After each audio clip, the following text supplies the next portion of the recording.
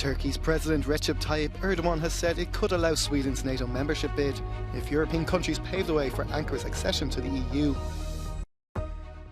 US President Joe Biden pays a brief visit to the United Kingdom to discuss the current situation in Ukraine and the climate crisis.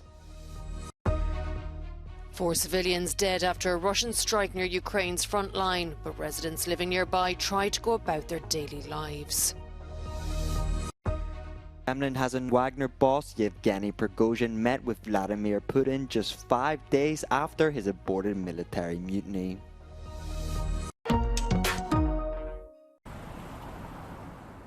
Turkish President Recep Tayyip Erdogan says his country could approve Sweden's membership in NATO if European nations open the way to Turkey's bid to join the European Union.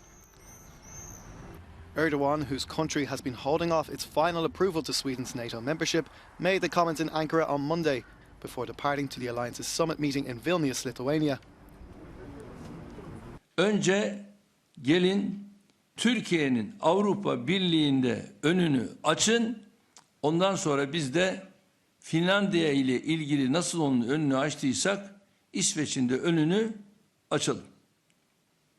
Bu konuda dün akşam Sayın Biden'a da bu ifadeleri kullandım. Ve Vilnius'te de bu açıklamayı yapmak durumundayım.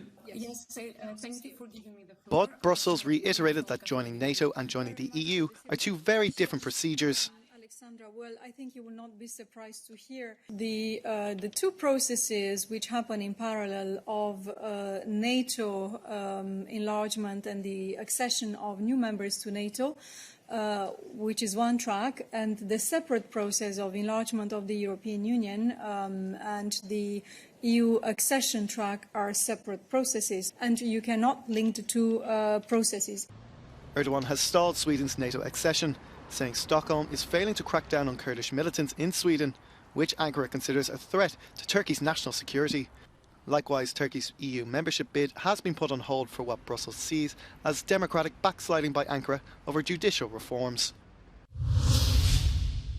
Joe Biden has made a fleeting visit to the United Kingdom on his way to Vilnius to attend a NATO summit where high risks are at stake. The US President met with the British Prime Minister to discuss, among other things, aid to Ukraine and its aspirations to join the Atlantic Alliance. They have done so many times lately. As Biden recalled, this is their 5th meeting in the last 5 months. We've got a lot to talk about, and I think we're doing well. I think we're moving along in a way that's positive, but our relationship is rock solid with people in the United States, Great Britain. I look forward to our discussions. Words endorsed by the British Prime Minister, Rishi Sunak.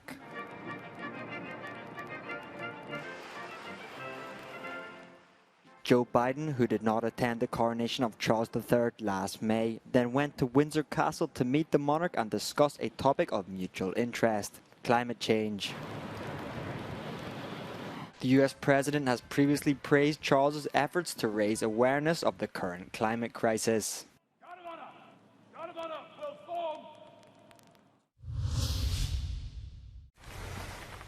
The trickle of civilian deaths under Russian bombs in the Ukrainian war continues. 4 people, 3 women and a man were killed in Orikhiv in an attack on Sunday on a school used as a humanitarian aid distribution centre. The regional governor has called it a war crime. Moscow says it repelled a missile attack on the Kerch Bridge, the giant overpass linking the Crimean Peninsula to mainland Russia. Meanwhile, General Valery Gerasimov, who had not been seen since the Wagner Group's failed rebellion mid-June, reappeared on Monday. Last week, Ukraine's counter-offensive regained 14 square kilometres of land from Russia. Without giving any details, Zelensky's deputy defence minister maintained his troops had made a definite breakthrough south of Bakhmut. But experts say the counter-offensive is advancing very slowly. For residents close to the front line, they are going about their daily lives as best they can, albeit with the sounds of war in the background.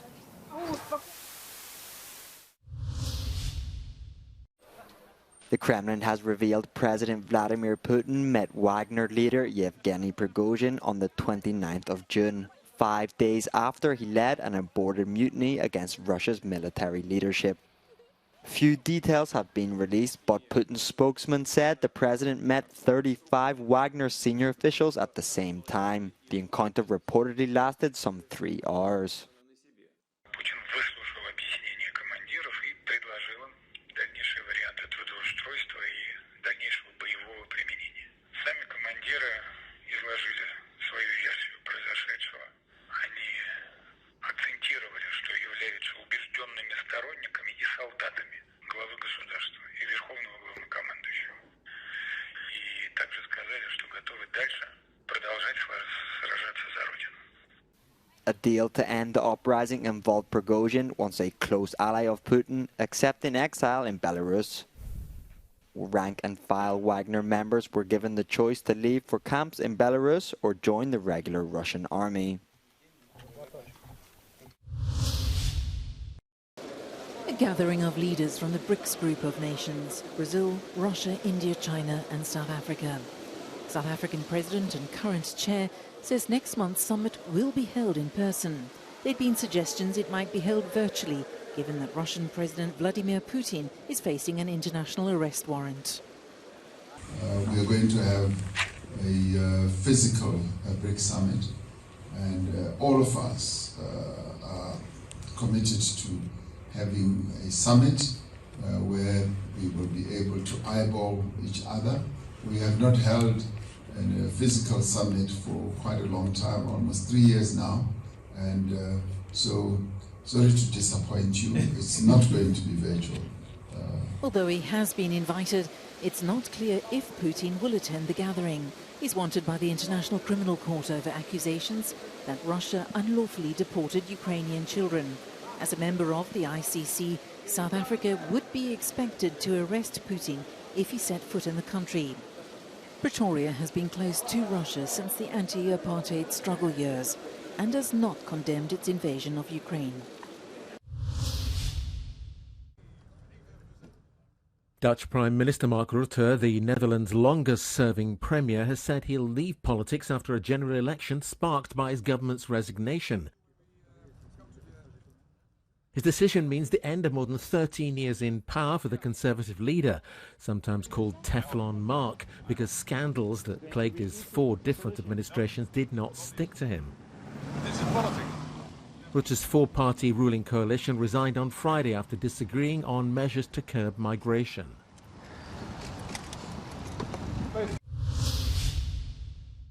Preliminary results from Uzbekistan's presidential poll on Sunday show incumbent Shavkat Mirziyoyev winning with 87.1% of the vote. He was widely expected to win a 3rd term after calling a snap election, following a constitutional referendum earlier this year, which paved the way for him to serve 2 more presidential terms. It also increased the mandate from 5 to 7 years. The 65-year-old leader has opened up the tightly controlled former Soviet republic to foreign investment and tourism, but there's still little political freedom. The sale of fireworks have been banned in France until the 15th of July. The move comes amid concerns of renewed unrest in the lead-up to Bastille Day celebrations on Friday. A government decree published on Sunday prohibits the, quote, transportation, use and sale of pyrotechnic articles and fireworks throughout the country until the 15th of July inclusive. Authorities say they want to avoid further episodes of violence after the riots that followed the death of Naël M, who was killed last month by a policeman in Nantes outside Paris. More demonstrations in Sweden against the burning last week of the Muslim holy book, the Quran, outside a mosque in Stockholm. The incident triggered widespread condemnation both at home and in the Islamic world. While the Swedish government condemned the burning as an Islamophobic act, it has sparked a debate in the country about the limits of freedom of speech. Muslims consider the Quran the sacred word of God and view any intentional damage or show of disrespect towards it as deeply offensive. Almost 300 migrants have been rescued by the NGO Open Arms. The organization's ship reached the port of Brindisi in the southern Italian region of Puglia on Sunday. Among those rescued are 84 unaccompanied minors. The migrants are thought to have come from Eritrea, Egypt, Ethiopia, Benin, Ivory Coast and Cameroon. They were picked up during 6 different operations in the Mediterranean over the past few days. A wave of sweltering temperatures is engulfing much of Europe, sending many dashing for the shade or seeking other ways to cool down. In Lyon in southeast France, the mercury hit a blistering 38 degrees Celsius at the weekend. While Meteo France says this is a non-exceptional heatwave for the season, it has warned the high temperatures will continue. The elderly and vulnerable people have been urged to stay vigilant. Germany also recorded temperatures of 38 degrees. Authorities across the country and in Poland say that while lakes and rivers might look enticing, bathers need to be aware of cold water shock. That's when the body's immediate response to entering cold water can trigger a reflex to gasp for air and can be fatal.